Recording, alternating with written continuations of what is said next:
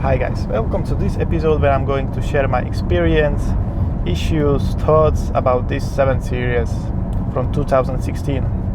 I'm the owner of this 7 Series for a year and a half. It was introduced in year 2015 at Frankfurt, and they said that they raised the bar a lot higher. It even won a award for best luxury car of the year for 2016. It feels very prestige, powerful. So firstly, let's talk how it drives. There are a few modes, like comfort. That's the basic mode when you start the engine. It feels comfortable. Then you got a comfort plus. That's more comfortable. That's obvious. It's kind of floaty. Then when you switch it to the sport, the accelerator got a bigger response. Steering is sharper. Then you got the sport individual, which is adjustable. Then you got the Eco Pro. In this mode, it's very nice that it's lighted in a nice blue color in instrumental cluster, and that's it about this one. I think it's also adjustable in individual. Then you got adaptive mode, or this combination of all of those modes, but it's a little bit different because it's learning your behavior, how you're driving, and then it's trying to adjust to your driving style. What about the engine?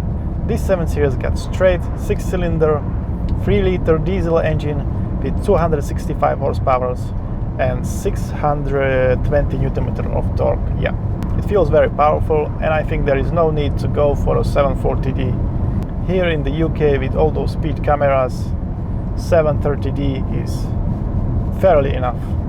And transmission. The 8-speed ZF automatic transmission is perfect. You barely can feel how it's changing the gears.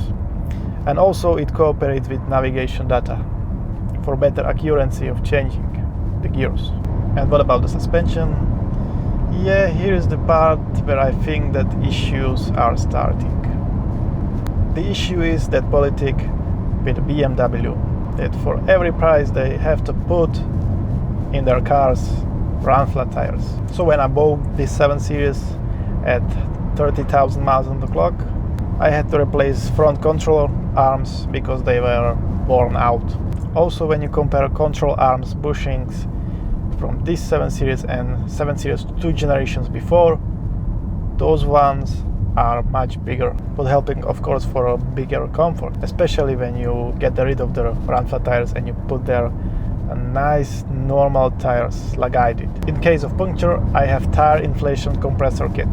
The 6th generation of 7 Series is also equipped with air suspension in standard. There is as well a button for raising up the 7 Series by 2 centimeters. So for example, if you're in some garage where is the steep slope, you can press it and then you're not gonna be worried about scratching a bumper or bottom of the car. Service recommendations. Let's stop and let's take a look on those numbers, what they are telling. So let's have a look to this special book from BMW for service recommendations. No, nothing. It's only telling what engine oil you should use. More detailed information on the scope of maintenance can be displayed on the control display via iDrive. And when we look into that after engine oil change and performed reset for service interval, it says 14,000 miles. What is in my opinion very long service interval for this engine. I would recommend change it somewhere between 5,000 miles to 9,000 miles. It depends if the 7 Series is driven on short or long distances. And what about famous phrase from BMW that oil in their transmission is sealed for life? Yeah, that's perfectly fine if you're expecting the lifetime of a car is 100,000 miles. But ZF, who actually makes transmission for BMWs, recommending oil change every 50 to 80,000 miles, or at least before reaching 8 years, whichever comes sooner. And what about audio system? Well, in this 7 Series there is a Harman Kardon, but I don't feel that premium sound from it. I think that it can be much better than this.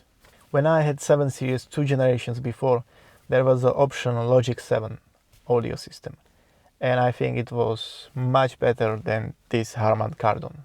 Also, I read some complaints about Bowers and Wilkins audio system. No wondering, I already wanted to retrofit this Bowers and Wilkins audio system, but when I did my research, when I look on the pictures of amplifier, it says made by Harman Kardon. And when you look on the backside of the speakers, you will see made in Hungary, which is the same like with amplifier. It's also saying made in Hungary. And I don't think so that Bowers and Wilkins is making something in Hungary. So I think it's just commercial move to get you interested in this, to buy it.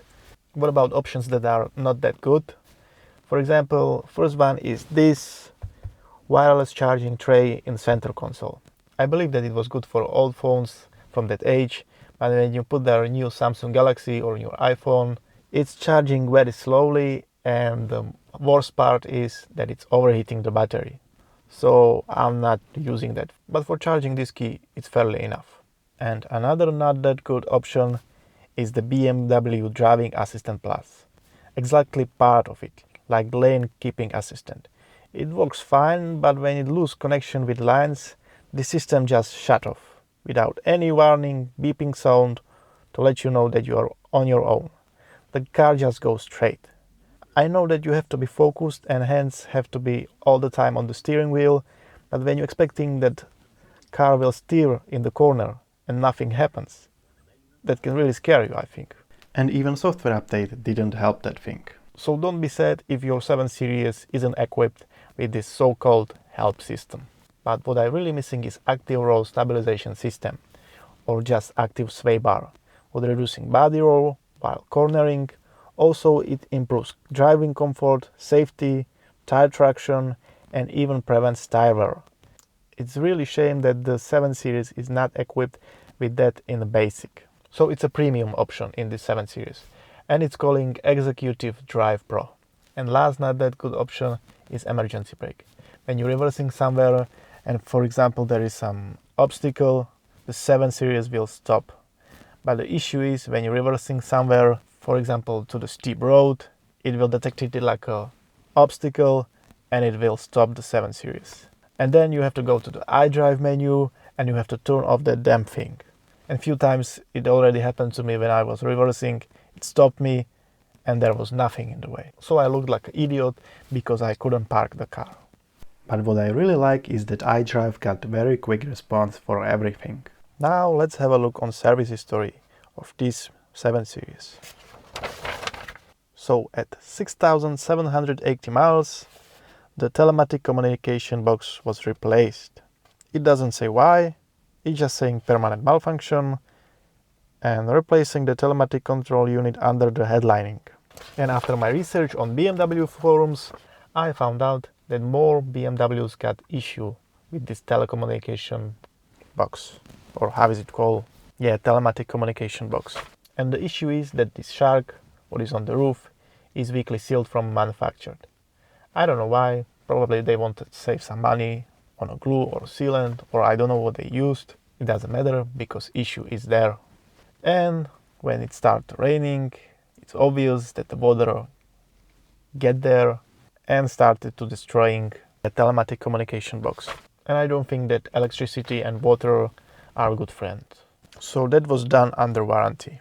And next thing, at 22,694 miles, the intake manifold AGR with flap control was replaced. Don't know why, it doesn't say why, but probably there was some carbon buildup, so they just replaced the whole thing. Or maybe some electrical issue. But what is good, it was replaced by warranty. So that's about service history. What about any recalls? Yeah, there are a few, but the main is the same old story from BMWs, EGR cooler. And when you notice that the coolant is disappearing, it's time to call BMW, they will investigate it, and if it's really disappearing, they will change it for free. Paintwork. We all know that this 7 Series came with a new carbon core, which means that some of the parts on the body are made from carbon. For example, like doors.